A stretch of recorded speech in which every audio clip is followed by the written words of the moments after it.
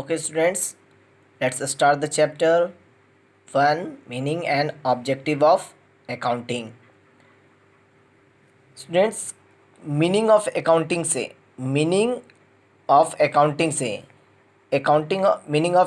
से पहले हम ये जानेंगे कि नीड्स ऑफ अकाउंटिंग क्या, what is the needs of accounting. Needs of accounting क्या है, क्योंकि बिना नीड्स के अकाउंटिंग का जन्म तो हुआ नहीं होगा। तो ये हमें जानना बहुत ज़रूरी है कि नीड्स ऑफ अकाउंटिंग क्या है। थ्री बेसिक पॉइंट से हम ईजली वे में समझ सकते हैं कि नीड्स ऑफ अकाउंटिंग क्या है। Okay, number one is how much a businessman कह सकते हैं कि द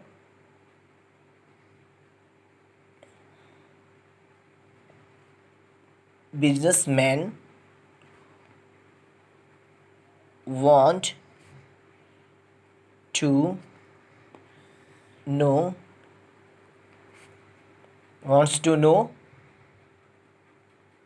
क्या, तो how much amount और how much they have gained and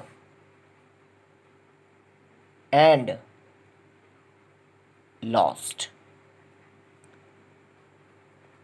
कब, तो during the year.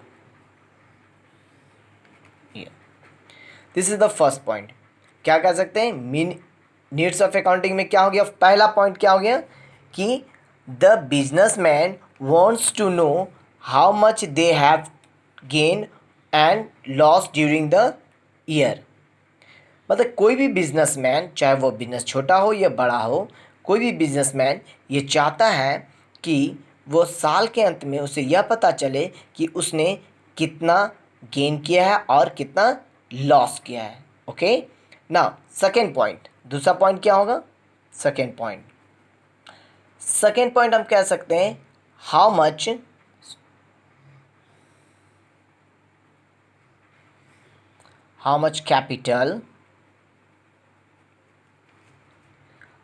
Capital is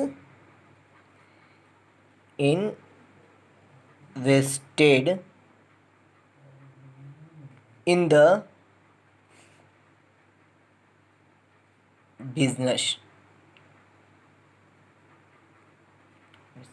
उसने बिजनेस में कितना कैपिटल लगाया, मतलब उसने एक साल में जो बिजनेस में कैपिटल लगाया, क्या उसके अनुसार, क्या उसकी तुलना में उसने कितना प्रॉफिट कमाया है।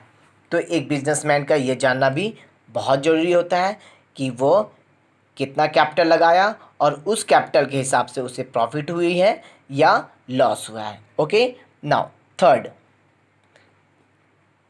This is the very important.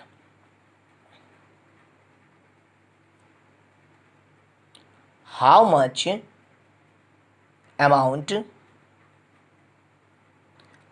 amount they are liable to pay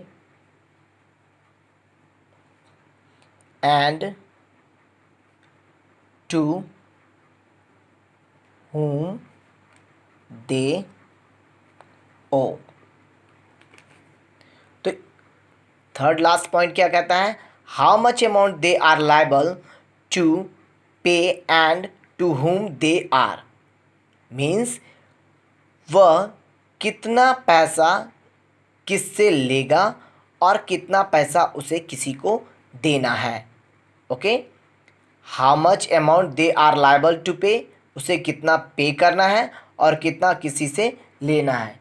ये मेरा सबसे इम्पॉर्टेंट पॉइंट हो सकता है कि किसी भी बिजनेस में हमें हमारा ट्रांजैक्शन जो होता है बहुत सारा होता है, तो यह जानकारी रखना कि हमें एक साल के दौरान या एक साल के अंतराल में कितना पैसा किसको देना है और किससे कितना लेना है। तो इन सभी का एक सिस्टमेटिक रिकॉर्ड रखना ही क्या कहलाता है मेरा, अकाउंटिंग कहलाता है। ओके, तो अकाउंटिंग की आवश्यकता क्यों पड़ी, तो इन सारी चीज़ों का हिसाब रखने के लिए, इन सारी चीज़ों को जानने के लिए हमें अकाउंटिंग की आवश्यकता पड़ी। नेक्स्ट टॉपिक में हम पढ़ेंगे meaning and objective of accounting.